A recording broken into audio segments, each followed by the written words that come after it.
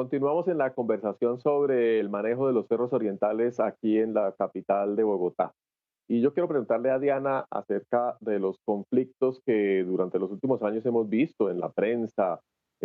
sobre las construcciones ilegales, sobre las pretensiones de desarrollo que tienen algunos propietarios que seguramente por su antigüedad o por proyectos que ya tenían definidos, quieren construir ahí vivienda, quieren construir edificios. Yo recuerdo en las redes sociales recientemente todo este tema de la demo casas del Bagasal, unas casas extremadamente costosas que fueron construidas según la CAR sin los requerimientos de ley y que están, creo que todavía en este proceso de demolición. Háblanos un poquito sobre esa situación histórica y en qué estamos en la definición del límite de desarrollo que llaman de constructibilidad de la ciudad sobre la montaña. Bueno, yo no sé si todos los ciudadanos están como enterados de cómo se ha delimitado la reserva forestal. Como mencionaba Brigitte, más de 14.000 hectáreas, pero se sustrajeron 973 hectáreas, que fue lo que se denominó la franja de adecuación o de transición, ya que pues, se determinó y se observó que con el crecimiento de la ciudad, por supuesto, la mayor área presionada era el área absolutamente límite entre la ciudad y la reserva, y en esas 973 hectáreas pues aparecían, como te decía, barrios de origen informal, barrios formalizados, canteras y por supuesto muchísimas solicitudes de construcción sobre el borde porque la montaña se empezó a volver una oportunidad de vida. Además, pues no habían habido planes integrales que miraran la reserva como resérvate, pero también al lado de una ciudad de más de 8 millones de habitantes. Entonces empezaron a haber una cantidad de permisos que se llamaron incorporaciones, y que pues por supuesto empezaron a tener unos procesos directos con planeación. Eso fue, digamos, una parte. Y por otra también seguían persistiendo pues urbanizaciones y aparición de asentamientos de origen informal. Lo que pasa es que todos los bogotanos asociamos a que son informales y siempre vienen de niveles socioeconómicos bajos, pero en el caso del Bagasal, que es el que estás mencionando, eran unas mega mansiones al lado de la quebrada Rosales, represándolas, construyendo sin permiso, sin ni siquiera permiso de construcción, en áreas que son inclusive ni siquiera en la franja de ecuación, porque la franja de ecuación, como contaba, es el borde, digamos, entre la ciudad y la reserva. Estaban en el área de conservación. En ese momento, pues nos movimos muchos colectivos ciudadanos, se llamó Firme por los Cerros, y se ejerció una presión muy fuerte a la CAR para que se demolieran esas casas. Fue un proceso bastante largo, y no sé si todos saben, pues además de eso,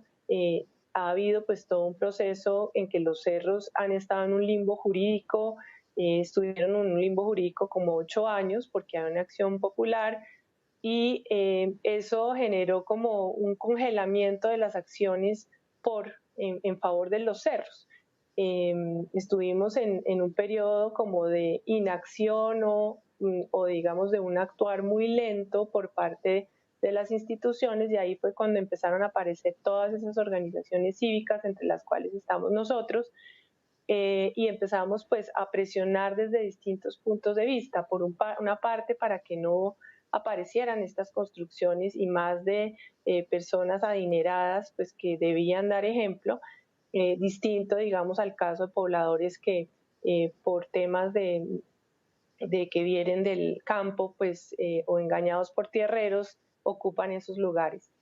Toda es una cantidad de historias distintas de formas de ocupación de ese borde de ladera.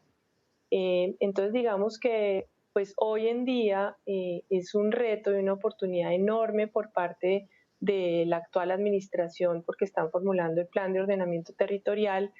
en el cual por una parte hay un fallo del Consejo de Estado que ordena que debe haber un área que compense a los ciudadanos para que tengamos un uso público de los cerros. Y ahora, digamos, en este periodo de pandemia, pues con más razón la gente lo está pidiendo. De hecho, hay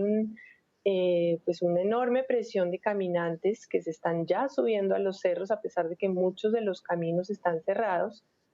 y pues que son muy pocos caminos, los cuales son de la empresa Acueducto. Nosotros tenemos una pequeña reserva, que es un predio privado, y que queremos que tenga uso público y que sea un modelo piloto de cómo un espacio privado, como son la mayoría de los cerros, puede generar un proceso de restauración participativa con la gente,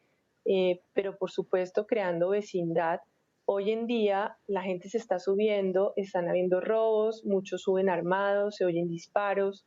Es un conflicto, un problema muy complejo que no solamente se soluciona pues abriendo los senderos con policía, sino generando otro tipo de procesos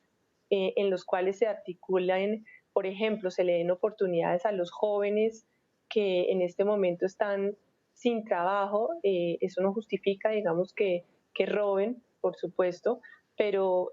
podrían ser parte de guías de capacitarse como guías y gestores del territorio porque los conocen más que nada, son personas que los han caminado siempre. Por otra parte, generar esos lazos de vecindad, como mencionaba, muchos temas de que los senderos no se abren es porque los propios vecinos no quieren o ven un conflicto del hecho que venga mucha gente. Y si se abre un solo sendero, por supuesto, toda la población, somos 8 millones de habitantes, se suben por un solo sendero. Entonces, por una parte se daña la montaña, que tiene pues todo un tema de capacidad de carga, pero por otra parte se generan las tensiones con los vecinos. Entonces tenemos que, como decía yo, está muy bien nombrado franja de transición porque es una transición de cómo nos relacionamos con la naturaleza. En estos momentos post-conflicto y de paz es una oportunidad de ver cómo cambiamos la forma de relacionarnos con la montaña, cómo podemos caminar observando más el bosque, pero también teniendo en cuenta a los otros, o sea, siendo respetuoso con todas las formas de vida. Entonces, eh, pues este es un llamado de alguna manera para que la alcaldía lo vea de manera mucho más integral de cómo se ha visto reducido y por eso no ha podido actuarse o no se ha podido hacer una gobernanza efectiva sobre el tema de los cerros porque se necesita tener una visión mucho más integral, o sea, que considere a los actores del territorio, a los vecinos, a las poblaciones que no tienen oportunidades, por supuesto a la montaña y a todos los procesos de vida que en ella suceden, que hay que respetarlos y hay que hacer honor a ellos. Entonces es como una gestión absolutamente integradora en la cual más que hacer infraestructura o más que arreglar caminos, es generar esos procesos de gestión y de articulación, digamos, de nosotros como comunidad, de tejer comunidad, de una transición de cómo nos relacionamos con la vida. Entonces, pues muchas veces se habla del proceso de paz como algo muy abstracto, muy alejado, pero yo creo que el tema de los cerros nos trae en este momento una oportunidad de reconciliarnos con la vida, de ver cómo con otros y efectivamente cómo nosotros como iniciativas ciudadanas nos articulamos con con la alcaldía, con las instituciones para apoyar esos procesos y generar unas sinergias que por fin hagan que suceda algo en los cerros y que no pase más tiempo de que se llenen de estudios, porque tenemos muchísimos estudios sobre el tema de cerros, y que tampoco se hagan acciones. Entonces, eso es un poco ese llamado a esa famosa franja de transición, eh, porque es esa transición de cómo nos relacionamos con ese maravilloso bosque que se está recuperando y en estas épocas claramente hemos visto mucho más cómo la fauna y la flora se han desarrollado y se han despertado y le han hecho señas a los vecinos bogotanos. Bueno, no, espectacular toda la perspectiva de habitar los cerros de otra manera, de disfrutarlos de una manera mucho más sostenible, de una manera en que los niños y las niñas aprendan también de la fauna y de la flora bogotana. Los cerros son absolutamente maravillosos en términos de su riqueza biológica. Hay más de 120, 130 especies de aves, me corregirán los expertos. Las orquídeas de los cerros de Bogotá son maravillosas, son reconocidas internacionalmente, más de 100 especies de orquídeas y sobre todo microorquídeas para que cuando caminen por esa montaña tengan los ojos bien abiertos y detallen esas maravillas. Vivir en los cerros o no vivir en los cerros, esa es parte de la discusión que eh, tiene que ver con la franja de adecuación hacia ese costado, pero que también incide y afecta, como lo venía mencionando Francisco, en el costado del alto río Teusacá. ¿Cómo hacer para que las comunidades rurales, las comunidades campesinas que llevan 50, 60, a veces más tiempo en ese sector, contribuyan o sean, más bien, que sean vistas como contribuyentes a la conservación y al bienestar de los bogotanos? Porque yo creo que los bogotanos no conocen qué es lo que sucede cuando uno sale por la vía Achoachí detrás de Guadalupe. Francisco. Eh, las instituciones públicas, la CAR, las alcaldías de Chapinero y de Santa Fe y la Fundación Cerros deben involucrar a los campesinos